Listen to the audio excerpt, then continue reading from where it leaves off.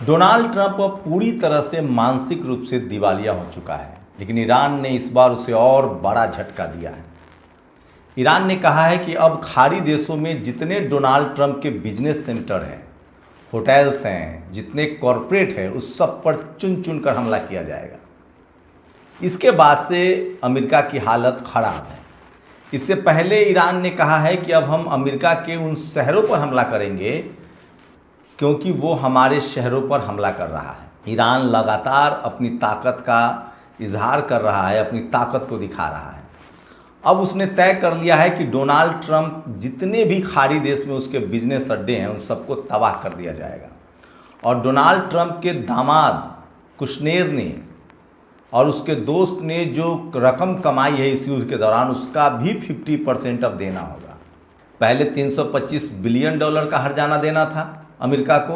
अब वो कह रहा है कि उसके दामाद ने जो इस दौरान तेल से कमाया है ईरान युद्ध के नाम पर, उसमें भी 50% ईरान को लौटाना होगा। तो सोचिए, ईरान ने एक राष्ट्रपति के गले में घंटी बांध दी है।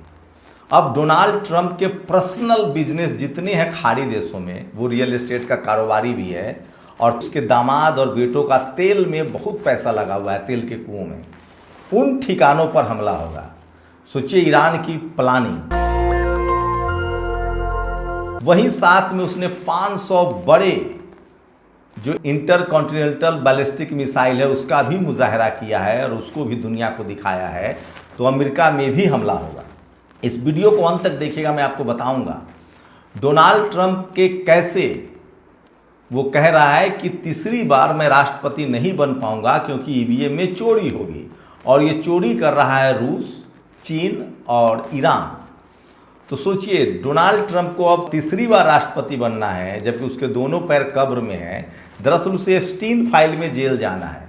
और ये इस बार मैं नहीं कह रहा हूँ, ये इस बार जेडी वेंस जो अमेरिका का उपराष्ट्रपति है उसने कहा है कि ये सच है कि एप्स्टीन मोसाद से जुड़ा हुआ था, वो इजराइल का एजेंट था और उसने जानबूझकर दुनिया भर के नेताओं को फंसाया है। और इजराइल नहीं चाहता है कि ईरान से युद्ध खत्म हो, जबकि इसकी बड़ी कीमत जो है वो अमेरिका चुका रहा है। तो अमेरिका की बर्बादी की कहानियां अब खुद उपराष्ट्रपति जेडी वेंस बता रहा है। दरअसल जेडी वेंस ने एक बार कहा था कि अगर मैं इस युद्ध के खिलाफ बोलूंगा तो मुझे जेल में डाल दिया जाएगा।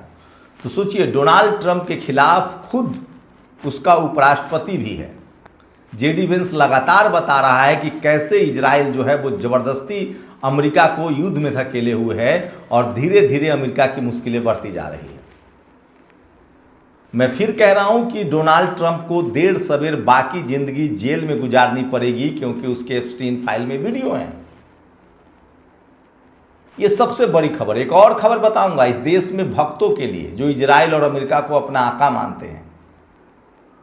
अमेरिका में ने अब 100% टैरिफ लगाने का फैसला किया है। भारत रूस से तेल खरीदने को लेकर 100% टैरिफ लगाएगा। सोचिए, खैर अब अमेरिका की परवाह कौन करता है। तो एक एक करके पूरा डिटेल बताऊंगा। और मैं बार बार कह रहा हूं कि ईरान वॉर से बड़ा अपडेट नेशनल दस्तक पर ही मिलेगा और दुनिया के लिए आज भी ये सबसे पहली खबर है।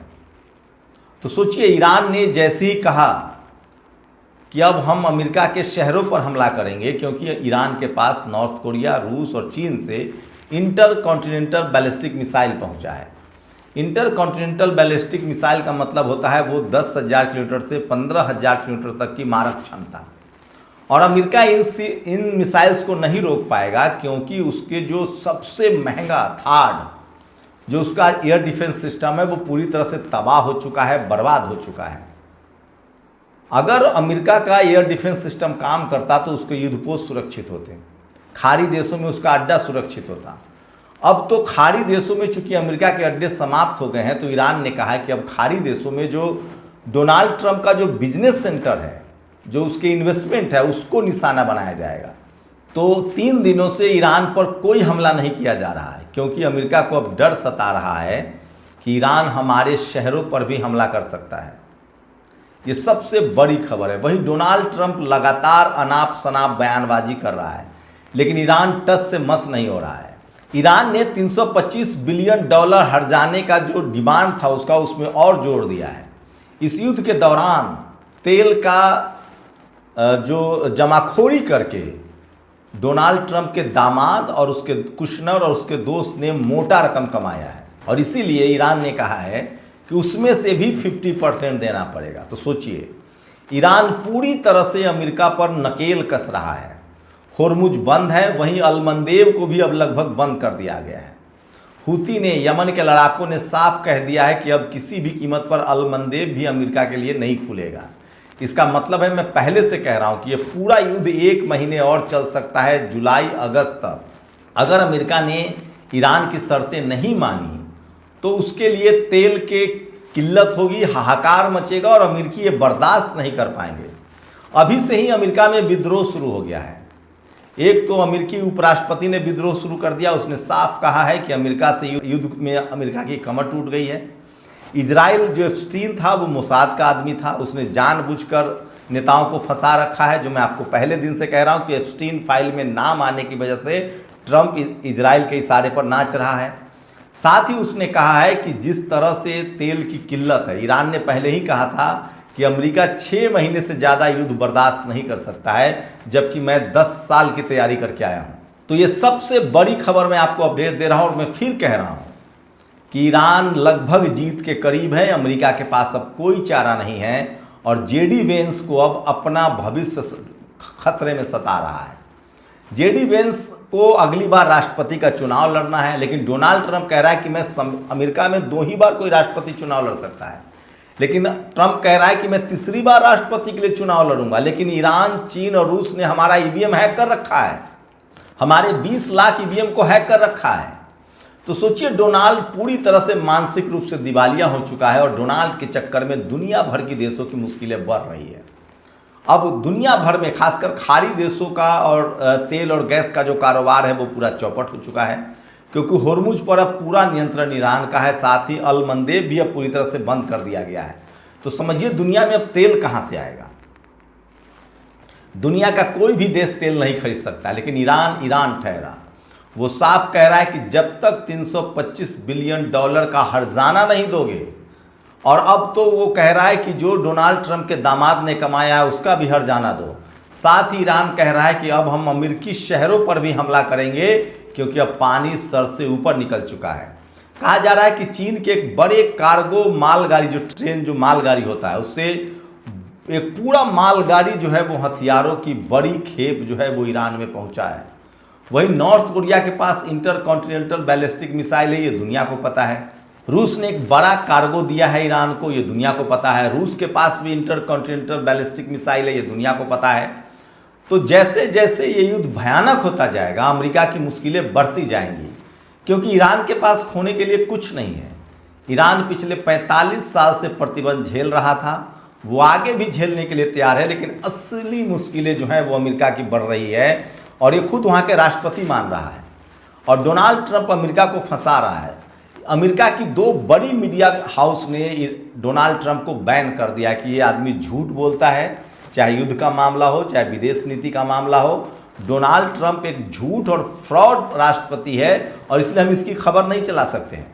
आपको बता दें कि पिछली बार भी डोनाल्ड ट्रंप जब पहली बार राष्ट्रपति था और दूसरी बार चुनाव लड़ रहा था, तब भी जो आज एक्स है, उस समय वो ट्विटर था, उसने उसको बैन कर दिया था, क्योंकि वो अफवाह फैलाता था।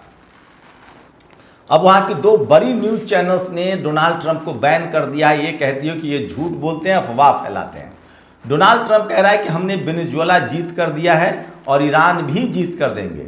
साथ ही वो कह रहा है कि मैं तीसरी बार राष्ट्रपति बनूंगा, लेकिन ईरान, चीन और रूस ने ईवीएम हैक कर रखा है।